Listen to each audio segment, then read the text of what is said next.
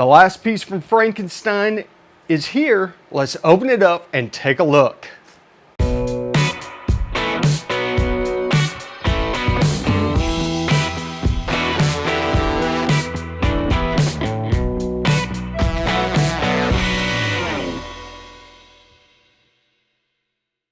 What is going on, everybody? Welcome back to the garage, and we have the final piece to complete the engine side of this LS3 swap before we start the wiring of the HP Tuner's core, our intake manifold.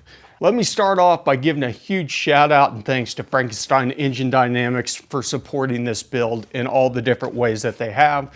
We had a great episode with them where we talked about the intake manifold shootout. Go back and watch that if you haven't. And it really swayed my decision on which intake manifold I was going to go with. Any guesses, by all means, throw them down in the comments before we get this thing opened up. And I'll tell you a little bit why I went this route. The intake manifold shootout gave us some ideas. There's some great intakes out there. Really surprised by the Trinity, by the way, how well it did. And so I know what you guys are thinking. Well, if the Trinity did so well, what are we doing with this? Well, I'm going to be honest with you. This is the nicest thing that I have ever put together in the nicest classic car I've ever owned. And so I decided to splurge and spend a little bit more money to get some jewelry to add to the existing jewelry that we've already installed on our LS3. And that's why we went with the Frankenstein Low Pro. I'm so excited. I've been, just so, look at me. Yeah, don't do that, especially not with a knife like this. Luckily, we caught it on film. That way, if I accidentally slit my throat and killed myself, my wife would not end up on Dateline. Semi-famous YouTuber slits his throat filming a video. Oh, let's get this thing open. As always, super well packaged. Which they should be for the money, right? Right, exactly. You're spending more, you expect a little more. We've got some details in here. What we got? What was it? We got some decals, the return warranty stuff for it. We'll set that aside, not worried about that right now. Let's pull the lid off this thing. And I feel the fuel rails. Okay, they're kind of jammed into the side here of this foam. Yeah, buddy. Woo! Oh my goodness. Woo! It's so pretty.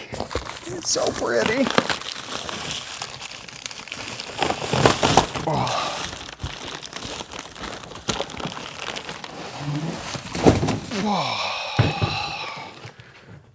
Oh man. I don't even want to take it out of the plastic. This thing is, oh my goodness. This might be the most beautiful piece of hardware I've ever bought for a motor. And we're going to get in close and get some close-up video of it because, I mean, it's hard. Pictures don't do this thing justice.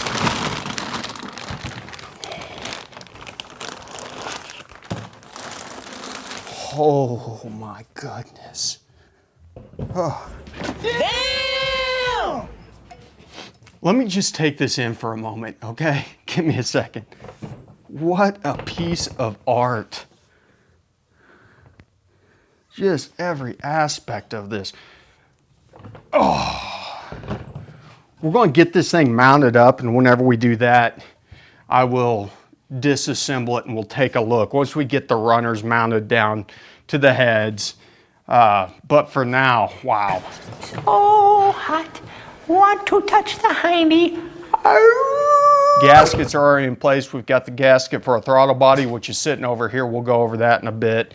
And then the gaskets for our heads already in place. There's my serial number, man. We got ports up front, on the passenger side.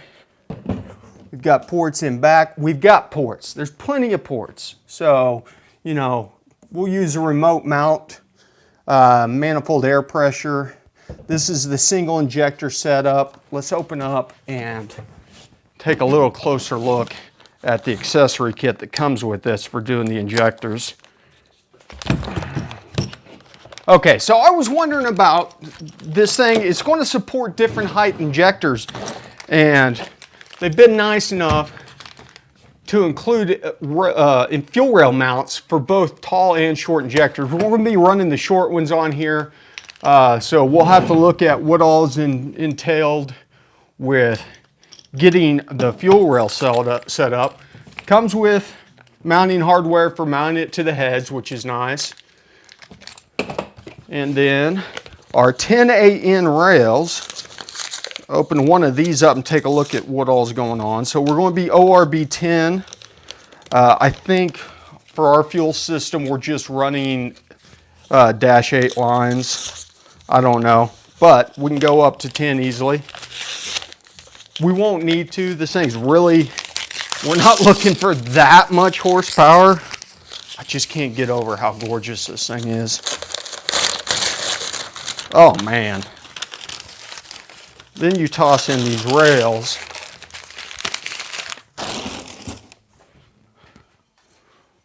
Ooh, buddy. Look at that. Man. What a package. What a package. You're not getting that with anything else. Like, if you're doing anything that you want to be a show car, you know, that you want to pop the hood and have people, you know, take a deep breath because of how beautiful things are underneath the hood, this is the answer. And it performs. It does perform fairly well. Granted, I know that they were a little bit miffed that it didn't place higher in the intake shootout, but it's still a very well-performing intake manifold. And it's got tons of possibilities. So whenever we go boost on this, which let's be honest, we'll end up going boost on there.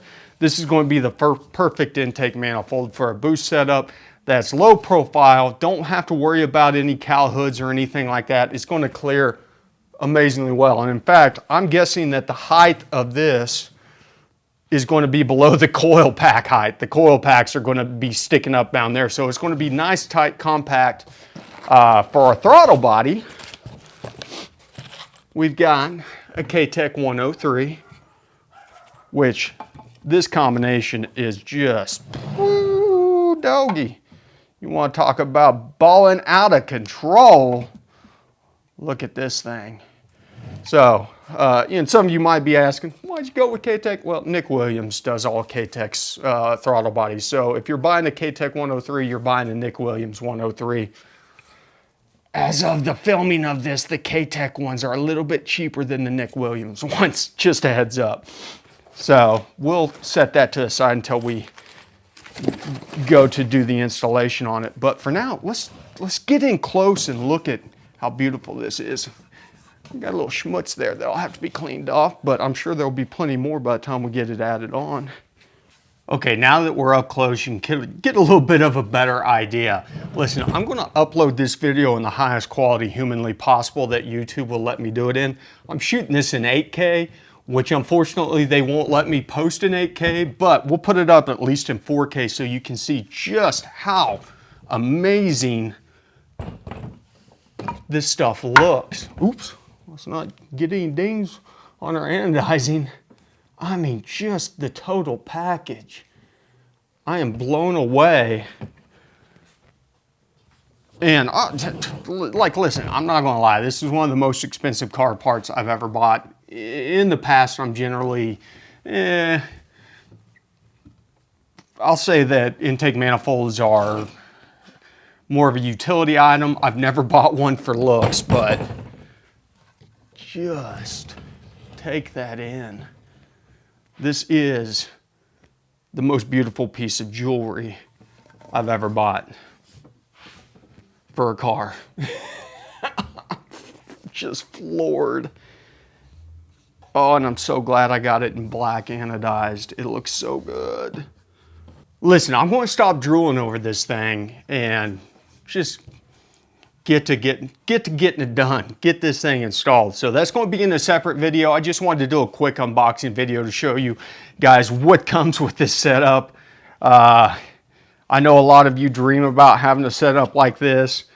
Hopefully this will convince you that if you want the best looking intake manifold ever made, it's worth the money. And as always, I want to shout out Frankenstein Engine Dynamics. They've been great. Really enjoy working with them. Enjoy just talking to the guys and asking questions. And so don't hesitate to reach out if you got any questions about any of the stuff they do with the heads and things like that.